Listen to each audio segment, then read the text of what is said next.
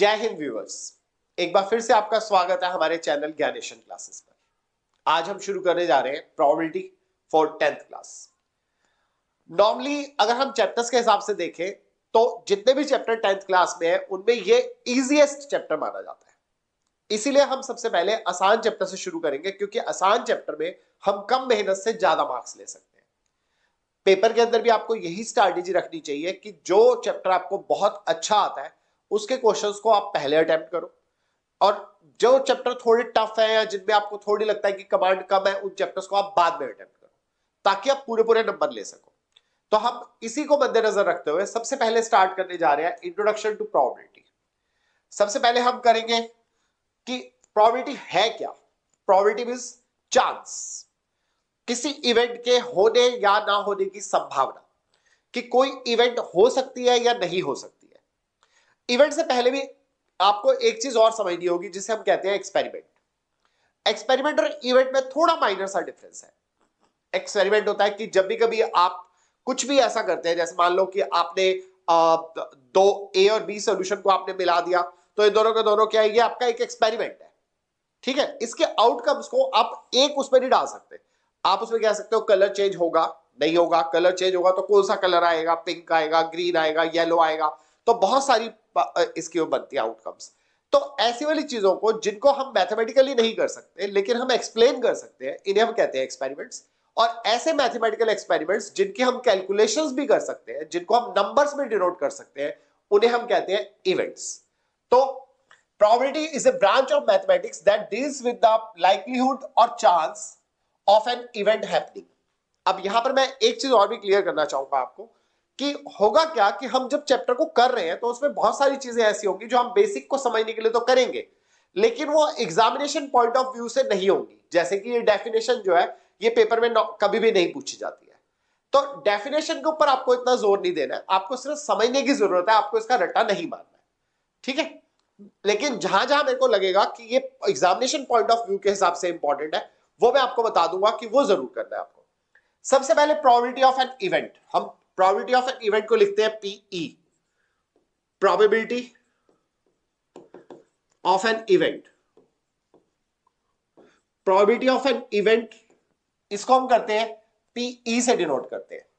PE means number of favourable events divide by total number of possible outcomes.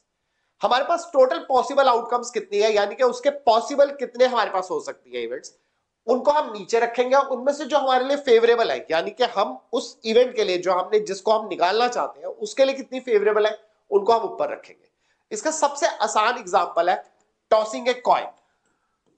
Tossing a coin, आगे मैं आपको events अलग अलग समझाऊंगा भी कि कौन कौन सी इवेंट्स पॉसिबल है जिनके क्वेश्चंस आ सकते हैं। टॉसिंग ए कॉइन में सिर्फ आपके पास दो ही इवेंट्स हो सकती है। क्या होगा अगर आप एक कॉइन को एक बार उछालोगे, या तो आपका हेड आएगा या आपका टेल आएगा। ये जो आपने इस तरह से लिखा हेड और टेल, ये आपकी दो इवेंट्स है, पॉसिबल इवेंट्स है। ये शोले पिक्चर का, धर्मेंद्र का या अमिताभ बच्चन का सिक्का नहीं है जिससे आप उछालोगे तो सिर्फ हर बार हेड आएगा। That is not possible. ये एक्चुअल रियल लाइफ का कॉइन है जिसमें या तो हेड आएगा या टेल आएगा, ना ही वो पुरानी पिक्चरों के असरानी वाला है कि वो सीधा खड़ा हो जाएगा कॉइन। ये भी पॉसिबल नहीं है। सिर्फ हेड और टेल जो पॉसिबल इवेंट्स है, रियल इवेंट्स है, उनको हम कंसीडर करेंगे। तो head and tail tossing a coin में हमारे पास दो आउटकम्स बनती है। अगर मुझे निकालनी हो probability of head, probability of head के लिए हम क्या करेंगे, हेड की टोटल कितनी इवेंट्स है हमारे पास, 1 2, दो इवेंट्स हमारे पास टोटल है। इनमें से हमारी फेवरेबल यानी हेड कितनी इवेंट्स में आया है, 1, तो ये 1 हमारा ऊपर आ जाएगा। तो according to the formula number of favourable outcomes 1 and total number of possible outcomes है कॉइन को उछालने में 2। तो ये हमारा इसको निकालने का तरीका है। इनकी हम आगे डिटेल और करेंगे, क्वेश्चंस जब करेंगे तो हम इनको और ज्यादा डिटेलिंग में करेंगे। जस्ट फॉर एन एग्जांपल मैंने आपको अभी सिर्फ इस फॉर्मूले को समझाने के लिए किया है।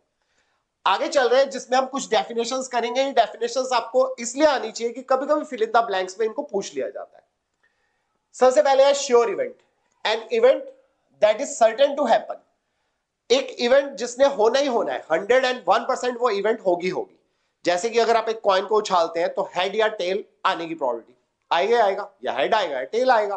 तो ये प्रोबेबिलिटी क्या होगी, 100% श्योर है। यहां पर एक एग्जांपल दिया हुआ है, sun will rise tomorrow. Sun will rise, एक नॉर्मल अगर हमारे पास इन्वायरमेंट या एटमॉस्फेयर है उसमें हमारा सन जो है कल निकलेगा ही निकलेगा, अगर हमें बादलों में छुपा हुआ भी लगता है तो भी राइज तो करेगा ही ना, तो ये पॉसिबल श्योर इवेंट है। ऐसी इवेंट्स जो श्योर होती है, इन इवेंट्स की प्रोबेबिलिटी होती है 1, इनकी प्रोबेबिलिटी होती है 1, इनकी प्रोबेबिलिटी होती है हमारी 1, श्योर इवेंट्स की प्रोबेबिलिटी होती है 1, ठीक है। इसके बाद है इम्पॉसिबल इवेंट्स। कुछ इवेंट्स ऐसी भी होती है जो कभी नहीं हो सकती, आप उनको इमेजिन ही नहीं कर सकते कि वो पॉसिबल होंगी। जैसे यहां पर हम एक डाई का एग्जांपल ले रहे हैं, डाई सबको मालूम है कौन सी होती है, जिससे हम लूडो खेलते हैं, जिसके ऊपर 1 2 3 4 5 6 होता है, जिसकी आउटकम 6 होती है। उसमें हमें दिया हुआ example rolling a 7 with a die.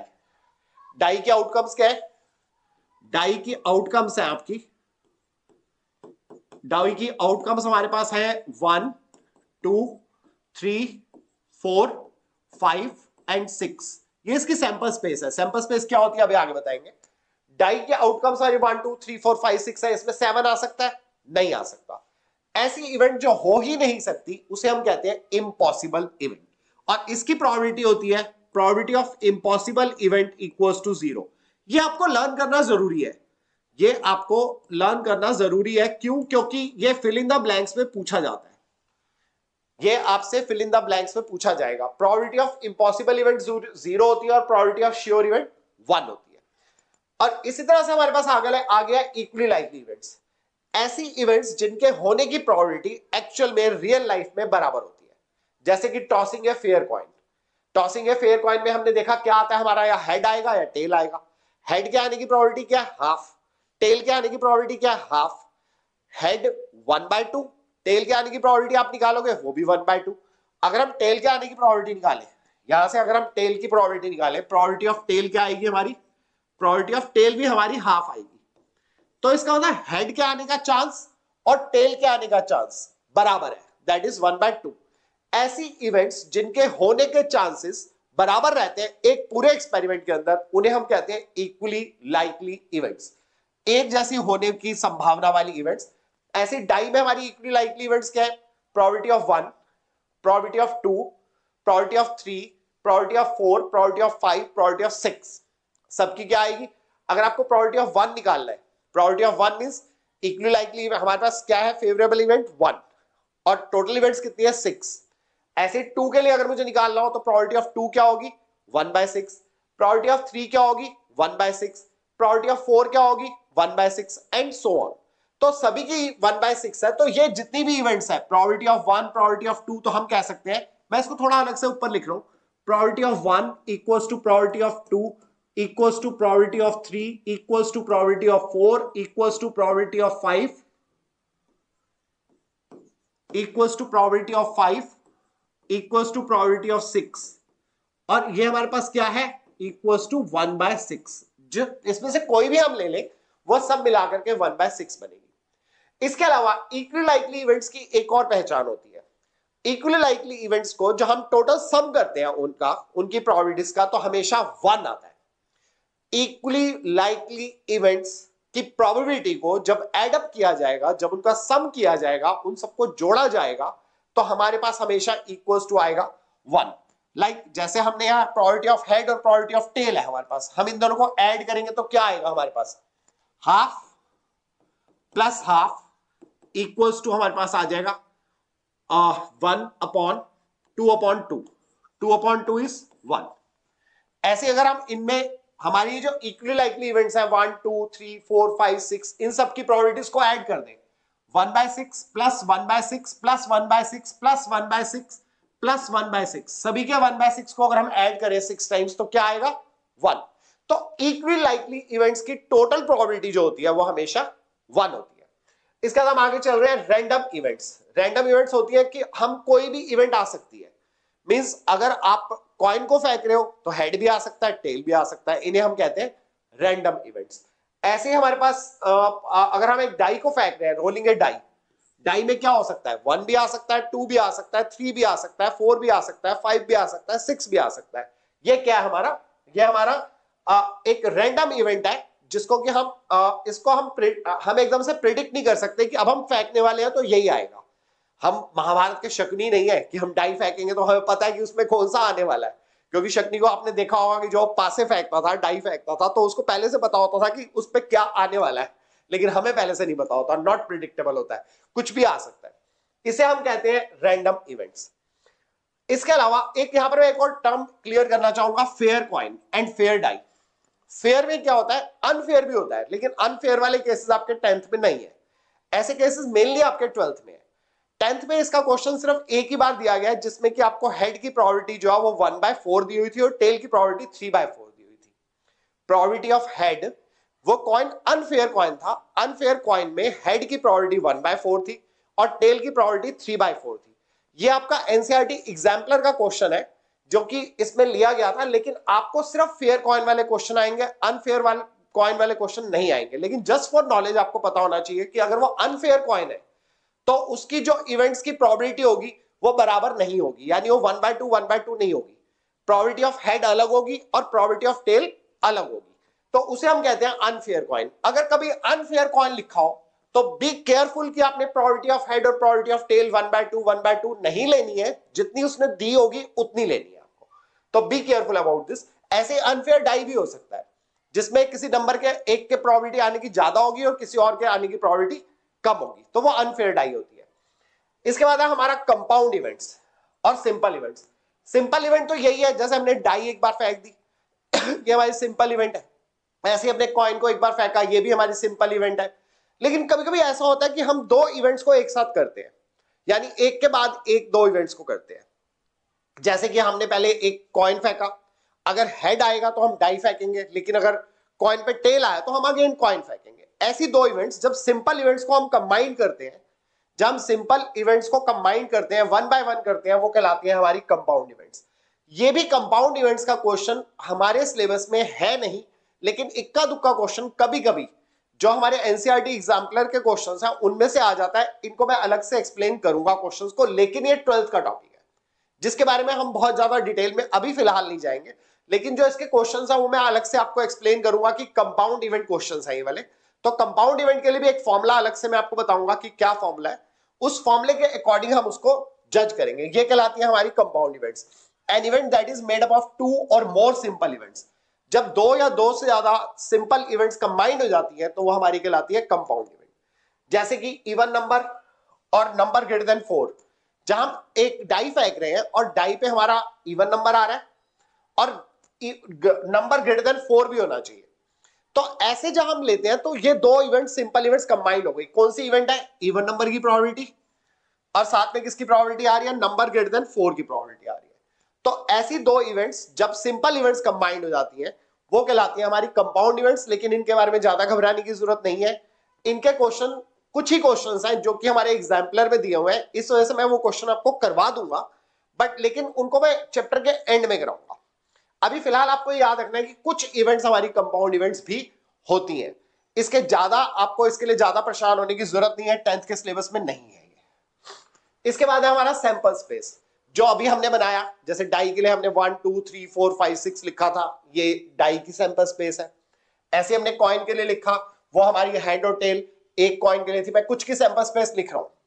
एक कॉइन के लिए, वन कॉइन को जो आप टॉस करते हो तो इसकी सैंपल स्पेस होती है हेड टेल, सिर्फ दो ही इवेंट्स होती है इसमें।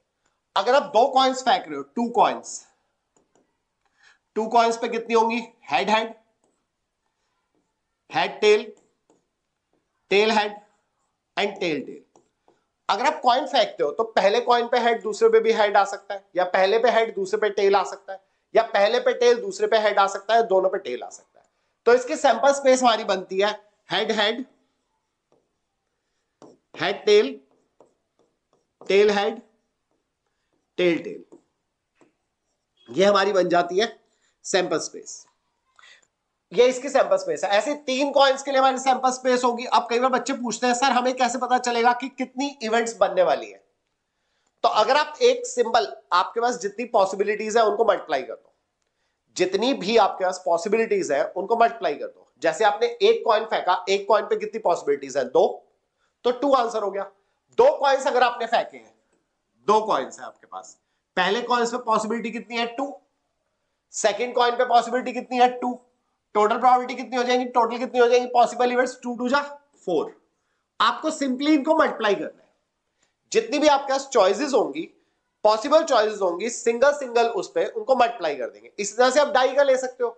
अगर आप एक सिंगल डाई फेंक रहे हो, अगर आपके पास एक डाई है तो एक डाई पे आपकी पॉसिबल इवेंट्स होंगी 6, और 2 डाइज हो अगर आपके पास, तो 2 डाइज में अभी हम आगे इसकी सैंपल स्पेस बनाएंगे। 2 डाइज पे कितनी होंगी, पहली डाई के ऊपर आपके पास सैंपल स्पेस है, सिंगल डाई के ऊपर आपकी है 6, और 2 डाइस के ऊपर आपकी कितनी हो जाएंगी, 2 डाइस के ऊपर हो जाएंगी 6 इंटू 6, 36 पॉसिबल इवेंट्स होंगी, जो कि अभी हम आगे बनाएंगे। तो ये हमारे पास 2 डाइस के ऊपर होगी। तो जितनी भी चॉइस है, अगर बाई चांस ऐसा क्वेश्चन आ जाए, वैसे 12th का क्वेश्चन है जो बताने जा रहा हूं, अगर 3 डाइस होंगी तो टोटल पॉसिबल इवेंट्स कितनी होंगी, 6 इंटू 6 इंटू 6। तीनों के ऊपर, पहली डाई के ऊपर भी 6 पॉसिबल इवेंट्स, दूसरी पे भी 6, तीसरी पे भी 6, तो 6 इंटू 6 इंटू 6 कितना हो गया, 216, 216 पॉसिबल इवेंट्स होंगी। अगर आप मान लो 4 कॉइन्स उछालते हो, 4 कॉइन उछालने में कितनी इवेंट्स होंगी, पहले कॉइन के ऊपर कितनी पॉसिबल है, 2, दूसरे कॉइन पे कितनी पॉसिबल है, 2, तीसरे कॉइन पे कितनी पॉसिबल है, 2, चौथे कॉइन पे कितनी पॉसिबल है, 2। तो 2 इंटू 2 इंटू 2 इंटू 2, 2 2 जा 4 2 जा 8 2 जा 16 पॉसिबल आउटकम्स होंगी। वैसे 4 कॉइन वाला क्वेश्चन आपके सिलेबस में नहीं है, so don't worry about this. 3 coin की मैं सैंपल स्पेस लिख रहा हूं। लिखने का तरीका यह होता है कि पहले आप हेड हेड हेड लिखो, फिर आप क्या करो, लास्ट वाले हेड की जगह टेल डाल दो, हेड हेड टेल, इस टेल की पोजीशन चेंज करो, इसे सेकंड पोजीशन पे ले आओ, हेड टेल हेड, फिर इसको फर्स्ट पोजीशन पे ले आओ, टेल हेड हेड। अब 2 टेल और 1 हेड लिखो, टेल टेल हेड। अब हेड को सेकंड पोजीशन पे ले आओ, टेल हेड टेल, फिर इस हेड को थर्ड पोजीशन पे। अब एच आ जाएगा फर्स्ट प्लेस पे, H T T, and the last one is, तीनों पे टी आ जाएगा, टी टी टी, यानी तीनों कॉइन्स पे आ जाएगा टेल टेल टेल। अब हम सैंपल स्पेस बनाने जा रहे हैं डाई की। सिंगल डाई की मैं पहले बना चुका हूं, 1 2 3 4 5 6। अब हम डबल डाई की बनाने जा रहे हैं। डबल डाई के लिए हम ले रहे हैं, डबल डाई में हमारी इवेंट्स जो आप डाई के ऊपर, मैंने अभी भी आपको बताया कितनी इवेंट्स होंगी। फर्स्ट डाई के ऊपर चॉइस है हमारी 6, सेकंड डाई के ऊपर हमारी चॉइस है 6, तो 6 इंटू 6 36। फर्स्ट डाई के ऊपर आ सकता है, फर्स्ट डाई के ऊपर 1, सेकंड के ऊपर 1, 1 2 1 3 1 4 1 5 1 6 एंड सो ऑन। तो ये सैंपल स्पेस हमारी पूरी बन जाएगी। फास्ट फॉरवर्ड बना रहा हूं, 2 3 2 4 2 5 2 6 आपकी बुक्स में भी बनी हुई है, और ये नॉर्मली बच्चों को बनानी आती है। आप अगर सैंपल स्पेस सही बना लेते हैं, सैंपल स्पेस अगर आपकी सही बन गई तो आपका आधा क्वेश्चन सॉल्व हो जाएगा। अगर आपकी सैंपल स्पेस सही नहीं बनी, आपको सैंपल स्पेस बनाना ही समझ में नहीं आया, तो समझ लो कि आपको क्वेश्चन समझ में नहीं आया। तो एक क्वेश्चन को प्रॉपर करने के लिए, चाहे भले ही वो सैंपल स्पेस आपसे मांग रहा है या नहीं मांग रहा है, आप सैंपल स्पेस पूरी लिख करके दिखाओ हमेशा, तो आपके लिए हमेशा आसानी रहेगी। 5 3 5 4 5 5 5 4 5 5 and 5 6, last column is 6 1 6 2 6 3 6 4 6 5 and 6 6। ये हमारे पास सैंपल स्पेस बन गई 2 डाइस के लिए। सैंपल स्पेस बिल्कुल सही बनना बहुत जरूरी है। लास्ट टाइम से, बहुत टाइम से जो नॉर्मल क्वेश्चंस हैं वो नहीं आ रहे हैं, उन क्वेश्चन का कुछ मिक्सअप आ रहा है या कुछ उसको डिफरेंट करके दे रहे हैं बोर्ड में। एग्जांपल्स हम नेक्स्ट है हमारे पास कॉम्प्लीमेंट्री इवेंट। कॉम्प्लीमेंट्री इवेंट होती है जिसे हम कहते हैं the probability of an event not happening, किसी उसके ना होने की प्रोबेबिलिटी।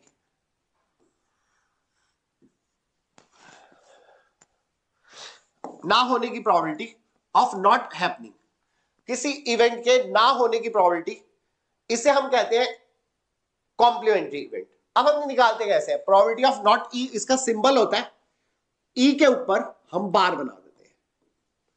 बड़ी क्लासेस में हम कभी कभी ई के ऊपर डैश लगा देते हैं।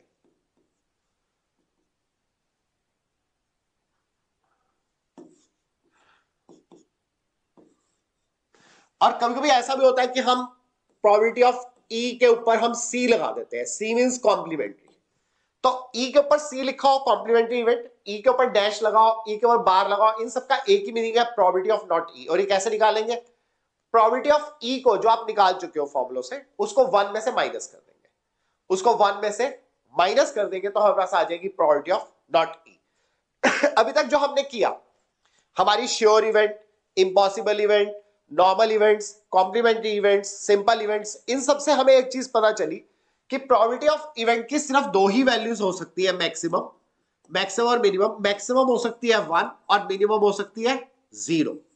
यानी किसी भी इवेंट की प्रोबेबिलिटी 0 और 1 के बीच में होती है। प्रोबेबिलिटी ऑफ इवेंट नेगेटिव नहीं हो सकती। प्रोबेबिलिटी ऑफ इवेंट जो है वो अगर रैशनल नंबर है तो रैशनल नंबर में न्यूमरेटर छोटा होगा और डिनोमिनेटर बड़ा होगा। तो हमारी जो प्रोबेबिलिटी ऑफ इवेंट है वो पॉइंट में हो सकती है या हमारी रेशो में हो सकती है, बट लेकिन प्रोबेबिलिटी ऑफ इवेंट 0 और 1 के बीच में रहनी चाहिए। 1 से ग्रेटर नहीं हो सकती और 0 से लेस नहीं हो सकती। जो 0 होती है वो क्या होती है हमारी, हमने पहले ही बताया था, 0 वाली क्या होती है हमारी, इम्पॉसिबल इवेंट। इम्पॉसिबल इवेंट ये हम शुरू में बता चुके हैं। और जब 1 होती है तो हम उसे क्या कहते हैं, श्योर और सर्टेन इवेंट। इसको हम सर्टेन वर्ड भी दे देते हैं कभी कभी, सर्टेन इवेंट, श्योर और सर्टेन इवेंट। तो ये हमारी प्रोबेबिलिटी ऑफ इवेंट जो है वो 0 और 1 के बीच में रहती है, किसी भी इवेंट की प्रोबेबिलिटी। इसके बाद है हमारा, ये मैं थोड़ा सा आगे जा रहा हूं क्योंकि जब हम कंपाउंड इवेंट्स को निकालने लगेंगे तो कंपाउंड इवेंट्स में हमें यूज करना पड़ेगा इसको, इसीलिए हम यहां पर इसको थोड़ा सा कह करके चल रहे हैं। ये आपकी बड़ी क्लासेस का काम है 11th और 12th का, लेकिन इनमें से एक दो क्वेश्चन बोर्ड में आए हुए हैं। जस्ट वन एग्जांपल मैं आपको दे रहा हूं इसमें कि प्रोबेबिलिटी ऑफ कार्ड निकालनी है आपको। जब आप जो कार्ड ड्रॉ कर रहे हो वो रेड भी हो सकता है या जैक हो सकता है। तो रेड और जैक, रेड एंड जैक, ये जो प्रोबेबिलिटी है ये दो सिंपल इवेंट्स को कंबाइन करके बनाई गई है, रेड कार्ड एंड जैक। ये वाला क्वेश्चन आप पिछले ईयर्स में देख सकते हो, पर्टिकुलरली मैं ईयर भी आपको बता दूंगा किस ईयर में आया है। तो उसके लिए हमें इनका सम और मल्टीप्लाई का फॉर्मूला यूज करना पड़ेगा। तो आपको ये याद रखना है, जब भी कभी कहीं और लिखा हो तो इसका मतलब होता है सम। इसको हम बड़ी क्लासेस में यूनियन बोलेंगे। और एंड का मतलब होता है मल्टीप्लाई, एंड का मतलब होता है मल्टीप्लाई। इसको हम इंटरसेक्शन से यूज करते हैं। इंटरसेक्शन का होता है उल्टा यू, इंटरसेक्शन का सिंपल होता है, सिंबल होता है उल्टा यू। इनके दोनों के फॉर्मूलाज हम अभी आगे करेंगे। नेक्स्ट टाइप ऑफ क्वेश्चंस जो कि हमारी नेक्स्ट इवेंट है वो है कार्ड्स, ताश के पत्ते। सभी को मालूम है ताश के पत्ते कितने होते हैं, 52। 52 में से 26 जो है वो रेड होते हैं, जिनमें से हमारे पास 13 डायमंड के होते हैं, 13 हमारे पास हार्ट होते हैं। ऐसे 26 हमारे पास ब्लैक होते हैं, जिनमें से 13 हमारे पास स्पेड होते हैं और 13 हमारे पास क्लब होते हैं। ये 13 होते क्या है? 13 मींस 1 2 3 4 5 6 7 8 9 10 11 12 13। 1 को हम बोलते हैं इक्का, 2 को हम बोलते हैं 2, 3 को 3, 4 को 4 एंड सो ऑन। यहां तक तो ठीक चलता है। 10 को हम बोलते हैं 10। लेकिन 11 12 और 13 को हम अलग नाम देते हैं। 11 को हम बोलते हैं जैक, 12 को हम बोलते हैं क्वीन और 13 को हम बोलते हैं किंग। तो ये हमारे पास सब क्या होते हैं, 4 होते हैं। जैसे हमारे पास इक्का कितने होंगे, 4 होंगे, एक ये एक ये एक ये और एक ये, हर एक के 4 होंगे। तो 13 इंटू 4 कितने हो जाएंगे, 52 हो जाएंगे। ये जो मैंने अलग से लिखे हैं 11 12 और 13, ये हमारे कहलाते हैं फेस कार्ड्स। इसे हम बोलते हैं फेस कार्ड्स। फेस कार्ड्स क्यों बोलते हैं इनको, क्योंकि इनके ऊपर फेस बने होते हैं, इन्हें हम बोलते हैं फेस कार्ड्स।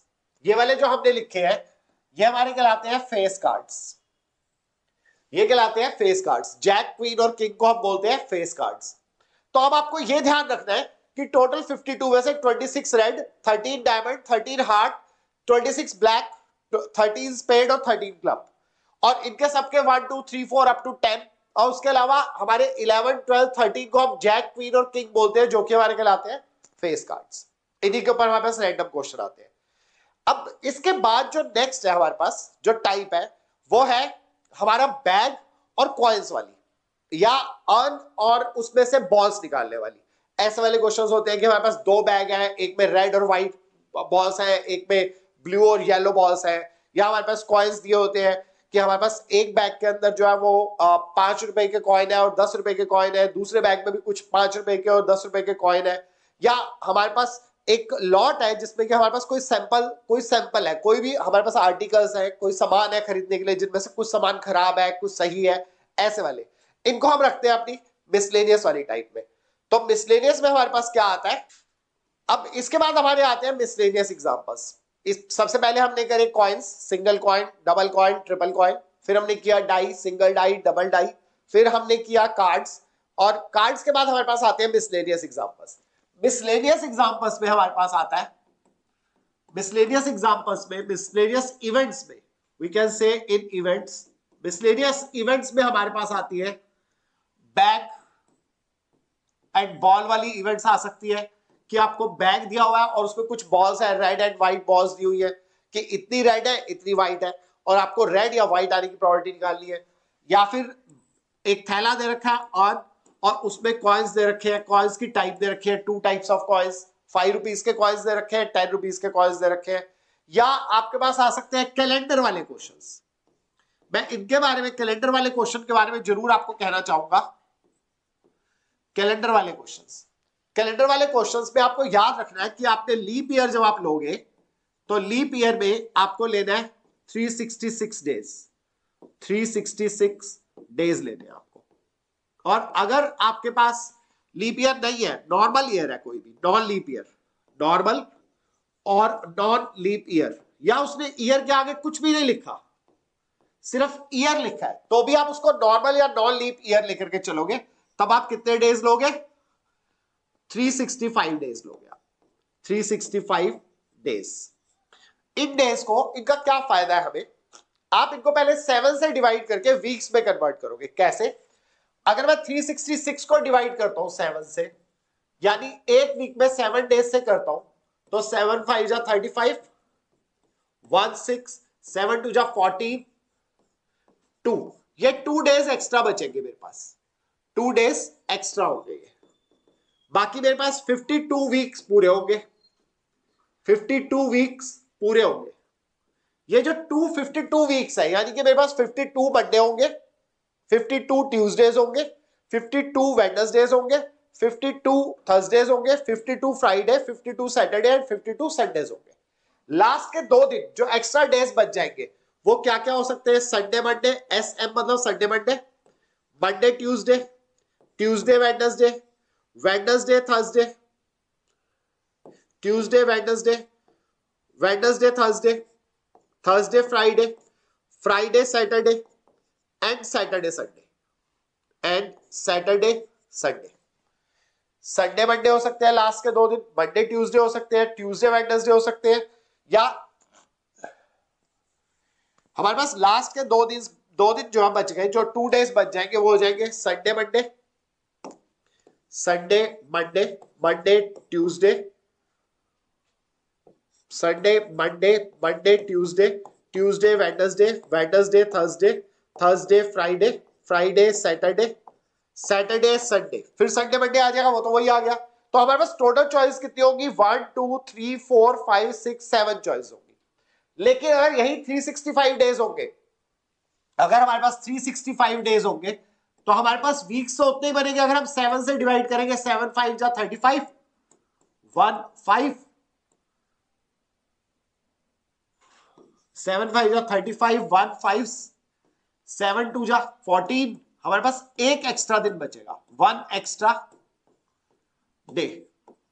और ये एक्स्ट्रा डे हमारे पास क्या क्या हो सकता है, Sunday, Monday, Tuesday, Wednesday, Thursday, Friday, Saturday, ये हमारे पास ये हो सकता है। चॉइसेस में भी 7 है, चॉइसेस में भी 7 है, लेकिन यहां 2 डेज होंगे, वहां पर एक डे होगा। ये आपको ध्यान रख करके चलना है, क्योंकि आने वाले टाइम में हम जब इसको क्वेश्चंस में करना शुरू करेंगे तो आपको ये दोबारा से समझ में आना जरूरी है, ये बेसिक आपका क्लियर होना जरूरी है। इस तरह से हमने प्रोबेबिलिटी का बेसिक कर लिया है। नेक्स्ट क्लास से पहले मैं चाहूंगा कि आप बेसिक्स को अच्छी तरह से रिवाइज कर लें। हर क्लास में ये जरूरी है कि जो भी आपने राइट डाउन किया है, जितना भी आप हमारे साथ साथ लिख रहे हैं, उसे आप अच्छी तरह से रिवाइज करें। हमारी वीडियो को दोबारा देख ले, तिबारा देख ले, और अगली क्लास से पहले पहले उसका बेसिक रिवाइज करके रखें। नेक्स्ट क्लास में हम जितने भी क्वेश्चंस हमारे बोर्ड में आए हुए पेपर्स में क्वेश्चंस है और इंपॉर्टेंट क्वेश्चंस है प्रोबेबिलिटी के, उनको करेंगे। तो मिलते हैं नेक्स्ट वीडियो के अंदर। Thank you very much, till then.